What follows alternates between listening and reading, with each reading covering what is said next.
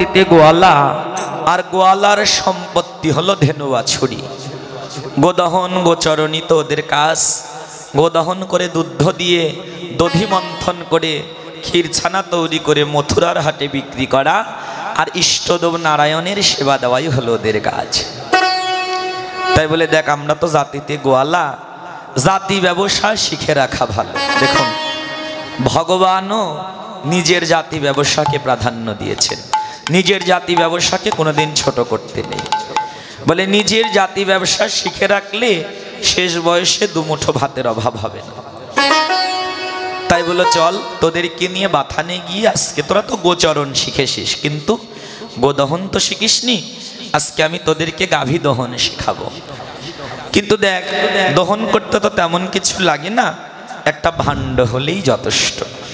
ভাণ্ডটা বলরামকে দিলেন, কিন্তু গোপাল বললে, বাবা দাদাকে ভাণ্ড দিয়েছ, আমায় তো কিছু দাও। বলে দেখ, বলরাম বড়, তুই হলো ছোট, তুই অত বড় ভাণ্ড বইতে পারবি না রে, অত বড় ভাণ্ড বইতে পারবি না।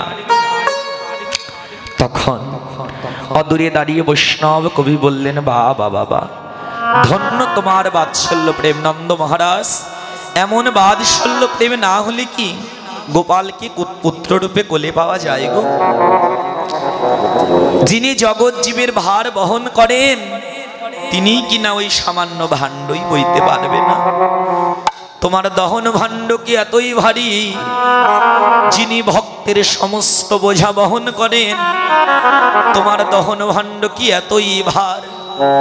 নন্দ মহারাজ গো, তোমার গোপাল দুষ্ট গোপাল, ও তো শুধু তোমার গোপাল নয়, ও হলো এই জগৎ জীবের সমস্ত ভার বহন কর্তা। ভগবানকে পুত্র রূপে পেয়েও তুমি চিনতে পারলে না। তখন নন্দ মহারাজ কি করলে, ঠিক আছে, তিনি তো জানে না যে গোপাল ভগবান। যদি জানতো গোপালই ভগবান, তাহলে কি এমন ব্যবহার করতে পারতো? তাই নন্দ মহারাজ কি করলেন, নিজের পায়ের পাদুকা জোড়া খুলে যখন গোপালের হাতে দিলেন, ভক্ত বাৎসল্য হরি বাধা তুলে নিল মাথে। দেখুন, যিনি জগৎ জীবের ভগবান, যার চরণে আশ্রয় করলে জীবের আর কোনো আশ্রয় আবার বাকি থাকে না। যার চরণ লাভ করলে এই জগৎ জীবের সমস্ত কিছু পাওয়া হয়ে যায়, সেই ভগবান হয়ে আজকে ভক্তের পাদুকা মাথায় নিলেন। কেন নিল না? একদিকে ভক্ত ভগবান, অপরদিকে পিতা পুত্র। ভগবান ভগবান হয়ে শিক্ষা দিল, হে জগৎ জীব, তোমরা দেখো, আমি ভগবান হয়েও আমি পিতার পাদুকা জোড়া বহন করছি। তোমরাও সন্তানরা বড় হয়ে যেন বাবা মাকে তোমরা কেউ অবহেলা করবো না। তোমরাও বাবা মাকে ভালোবাসবে, বাবা মার চরণ ধুলি মাথায় নেবে। আর বাবা মার পূর্ণ আশীর্বাদ না হলে জীবনে চলার পথে কোনোদিন কখনো উন্নতি লাভ করা যায় না। তাই এই জগতে পিতা যেমন পুত্র বৎসল, ভগবানও ভক্ত বৎসল। তাই ভগবান হয়ে কি করলেন, পিতার পাদুকা জোড়া মাথায় নিলেন। মাথায় নিয়ে কি করলেন, আগে আগে যাই কৃষ্ণ, পিছে নন্দধার। আগে আগে যায় কৃষ্ণ, পিছে নন্দধার। কণ্টক দেখিয়া বাধা চরণে যোগার। কণ্টক দেখিয়া বাধা চরণে যোগার। বাথানেতে গিয়ে কৃষ্ণের আনন্দ হইল। বাথানেতে গিয়ে কৃষ্ণ আনন্দিত হল। আর বেনুরবে ধেনুগণকে একত্র করিল। বেনুরবে ধেনুগণকে একত্রে করিল। আরে যত দুগ্ধ দহে নন্দ, ততই দুগ্ধ পায়। যত দুগ্ধ দহে গন্ধ, তত দুগ্ধ পায়। আর বাসুদেব ঘোষে কয়, রামকৃষ্ণের কৃপায় বাসুদেব ঘোষে কহে রাম কৃষ্ণের কৃপায় বলো তার কি অভাব রইতে পারে তার কি আবার হইতে এ পারে জগতে তার কি অভাব রইতে তার পারে কি অভাব রইতে পারে রামকৃষ্ণ যার সহায় আছে তার কি অভাব রইতে কৃষ্ণ পারে যার সহায় আছে তার কি অভাব হইতে পারে আর বাসুদেব ঘোষে কয় রামকৃষ্ণের কৃপায় বাসুদেব ঘোষে কহে রাম কৃষ্ণের কৃপায় গাভী দহন সমাপন হলো ভাণ্ড ভরে গেল বলরাম দাদা নন্দ মহারাজ ভাণ্ড রাখতে গেল গোবিন্দ তো এইমাত্র দহন শিখেছে বারবার দহন করছে এদিকে আবার রাধারানী সখীর সঙ্গে বিরহের কথা বলতে বলতে রজনী বিলাসের কথা বলতে বলতে অনুরাগ এলো সখীগণ চামর যাজন করে রাধারানী রঙের শ্রান্তি ক্লান্তি দূর করে বলে চল তোকে নিয়ে এবার শ্রী যমুনার জলে আমরা স্নান করব। সকালে স্নানে চলিলা গড়ি সকালে স্নানে চলে না করি সকালে স্নানে চলিলা গড়ি সকালে স্নানে চলিলা গরে মিলানো সব আনন্দ সকালে স্নানে চলে না করি আনন্দে ভরে সুগন্ধি তৈল হলদি লইয়া দল হলো দলইয়া আরে সুগন্ধি তৈল হলদি লইয়া তৈল হল দলই আরে কোন সখী ঘন আগে চলিলা দল হলো দলইয়া আগে চলিলা হবা বসন ভূষণ নীলা বসন বসন লইয়া আরে কি হবা বসন ভূষণ নীলা কেউ বা ভাষণ ভোজন লীলা গাইরে ঘেরিয়া আগে চলিলা আগে চলিলা পুর সোহেরি নাগর রাজ রসন নাগর আরে পুর সোহেরি নাগর রাজ আদর শহর নাগর আরে পুরীতে আবল ধেনু সমাজ নাগর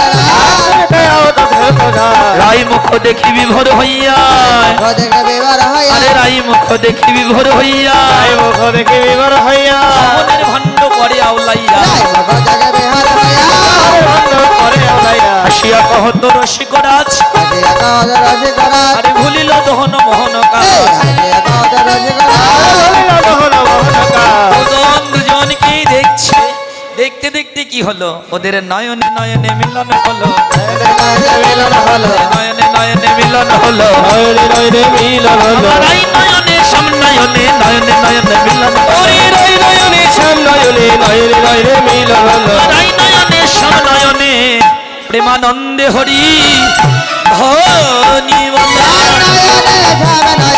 আনন্দে হরি ধ্বনি বলে নয়নে নয়নে মিলন হলো নয়নে নয়নে মিলন হলো রাধা গোবিন্দ দুজনের সকালবেলা নয়নে নয়নে মিলন হলো মানে গোবিন্দ যে পথে গাভী দহন করছে রাধারানী ওই ঘাট দিয়ে স্নান করতে নামলো নয়নে নয়নে মিলন হলো রাধারানী সখীর সঙ্গে স্নান করে ঘরে গেলেন আর নন্দের নন্দন গোপাল গোদহন সমাপন করে চলে এলেন কোথায় গো না নন্দালয়ে চলে এলেন আর মা নন্দরানী সকালবেলা দধি মন্থন করলেন মা নন্দরানী দধি মন্থন করে ক্ষীরসর নবনী ছানা মাখন প্রস্তুত করে সকালবেলা গোপাল সেবার আয়োজন করে নিয়েছে আয়োজন করেই মার আবার মনে পড়ে গেল নিশীথে কুস্বপ্নের কথা কি কুস্বপ্ন বাবা না মা নন্দরানী আবার কুস্বপ্ন দেখেছে গোপাল বলরামের পরম আয়ু কম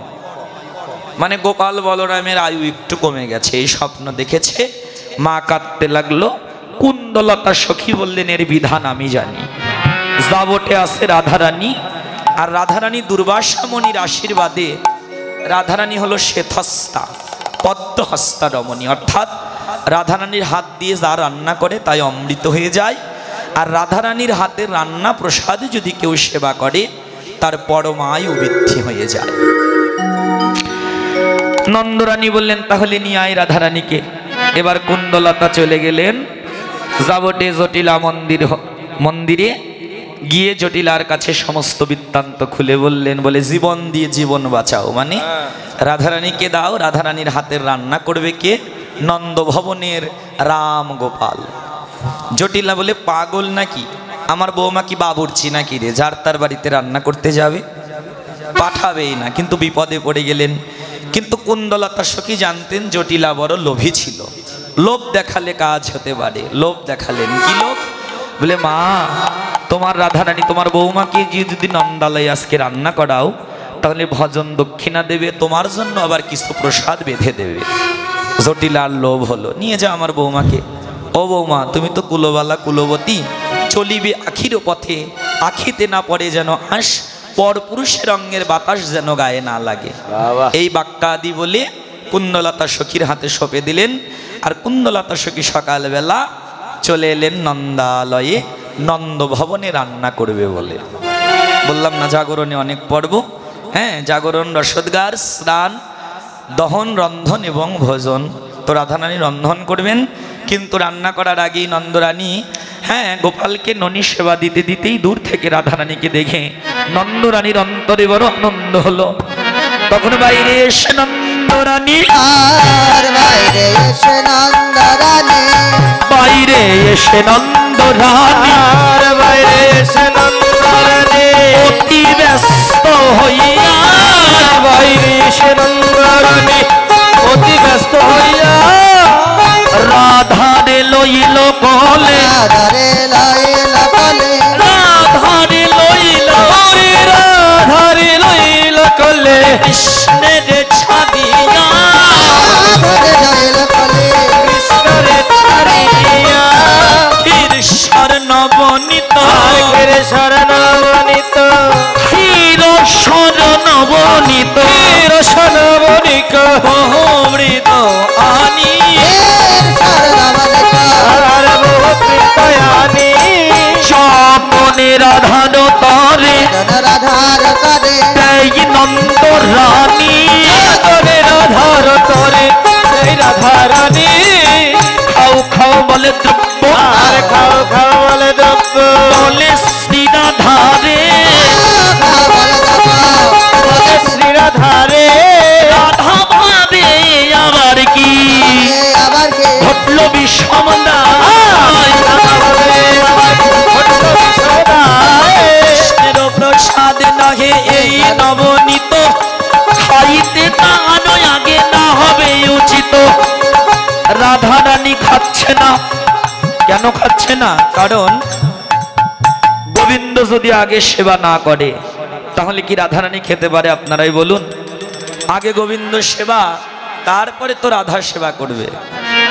কিন্তু নন্দরানী তো কিছুতেই বুঝতে পারে না। বারবার ননী যতই রাধার বদনে দেয়, রাধারানী বারবার সরিয়ে দেয়। কিন্তু গোবিন্দ বুঝতে পারলেন যে আমি যদি আগে না সেবা করি, রাধারানী আজকে মরে গেলে ওই ননী খাবে না। হ্যাঁ, তাই গোবিন্দ কি করলেন? মায়েরও কোলেতে দেখি অন্যেরও সন্তান, রোদন করিয়া কৃষ্ণ গড়াগড়ি যায়। সন্তান না কাঁদলে তো মা দুধ দেয় না। তাহা দেখি নন্দরানী আসিয়া তথায় দক্ষিণ কোলেতে তুলি লইলা কানাই। এবার বাম কোলে রাধা শোভে, দক্ষিণে শ্রীহরি, মায়েরও কোলেতে কিবা যুগল মাধুরী। এই যে সকালবেলায় বাৎসল্যের কোলে মধুর মিলন হলো। আপনারা দেখলেন, গোপাল সেবা হলো, সেবা হবে, কিন্তু সেবা তো দেবেন, দক্ষিণার তো আবার ব্যবস্থা করতে হবে। তো আপনারা তো গোপালের বাবা মা, তাই আমার পক্ষ থেকে একজন যাচ্ছে, আপনারা গোপালের বাবা মা হয়ে গোপাল সেবার দক্ষিণা দান করুন। আর আমরা লীলাটা বিশ্রামে দেবো। দেখি রাধারানীকে দিয়ে রান্না করানো যায় কিনা, রাজি হয় নাকি। হ্যাঁ, মায়ের কোলে যুগল মিলন হলো। রাধারানী বদনে দিচ্ছে, গোবিন্দ থাবা দিয়ে কেড়ে নিলেন, কেড়ে নিয়ে নিজ বদনে দিলেন। নন্দরানী বললেন, কি করো বাছা? বলে নন্দরানী, কারিয়া খাইছ কেন রাধার নবনী? কিছু খাও, কিছু দাও রাধারে আমার, তোমারে নবনী বাছা দিবরে আবার। মায়েরও কোলেতে দেখি ঈশ্বর হাসিয়া, মুখ হইতে দিল কিছু বাহির করিয়া। এবার ওটাই কি করলেন? রায় বদনে দিলেন। রাধা গোবিন্দ দুজনের ভজন হলো। মায়েরও কোলেতে রাধা কৃষ্ণের ভজন, দেখিতে বাসনা করে এ যদুনন্দন। মায়ের কোলে যুগল মিলন হয়ে গেল। নন্দরানী বলে, যাও, আর দেরি নয়, তোমাকে যে কাজে এনেছে সেই কাজ করো। তাড়াতাড়ি করে রন্ধনশালায় রান্না করো গিয়ে। আর দেরি না করে রাধারানী আর দেরি না করে রন্ধনশালায় রন্ধন করতে গেল। যশোদার চরণে প্রণাম করিয়া রাধিকা রান্ধিতে গেল। কুন্দলতায় আসি ধনুষ্টায় আসিয়া বহু উপহার দিল। শাক ও শুকতা মিষ্টান্ন রাধিয়া বেদির উপরে ধরি রুহিণী নন্দন করয় ভজন কানুর ডাইনে বসি। বামেতে মধুমঙ্গলে মধুমঙ্গল সুঘনে ঘোষায় হাসি। বাহ! রাধারানী রন্ধনশালায় পঞ্চব্যঞ্জনাদি রন্ধন করে রামগোপালের সেবা দিলেন। সেবা দিয়ে রাধারানী অধরা অমৃত নিয়ে ঘরে চলে গেল। সবাই আনন্দে রহিল। আমার রাই ঘরে গেল কৃষ্ণ সে সবাই আনন্দে রইল রাই ঘরে গেল অবশেষ পাইল। আর এ যদু নন্দন এবার কহে মোহন ফিরিকে রহল চাই। রাধা মোহন এ যদু নন্দন এ যদু নন্দন কহে মোহন কহে মহান ফিরিকে রহল চাই। রাধারানী অট্টালিকার ছাদে দাঁড়িয়ে রইল। গোবিন্দের আশা পথ পানে চেয়ে রইল। এদিকে গোষ্ঠের বাজনা বেজে উঠল।